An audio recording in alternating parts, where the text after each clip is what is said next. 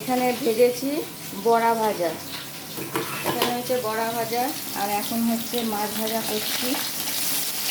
এই মাছ ভাজতে না আমার ভীষণ ভয় লাগে, এত তেল ছিটকায়, ভীষণ ভয় লাগে জানো। মাছ, ডিম এই জিনিসগুলো আমার ভাজতে ভীষণ ভয় লাগে। তার মধ্যে বাজার থেকে মাছগুলো কেটে দিতে কোনো সাইজের না। এখানে আরও মাছ আছে, এগুলো ভাজা হবে। আর এই যে হচ্ছে শাক ভাজা হবে, লাল শাক। এখানে কচু আর আলু সিদ্ধ করা আছে, এটা চিংড়ি মাছ দিয়ে তরকারি হবে। হবে আমের চাটনি। এখানে গাজর রাখা আছে, গাজরগুলো 3 দিনের এগুলো গাজর একটু বাসি হয়ে গেছে, তাই ফেলে ফেলে কাটতে হবে, গাজরটা এখনও কাটা হয়নি।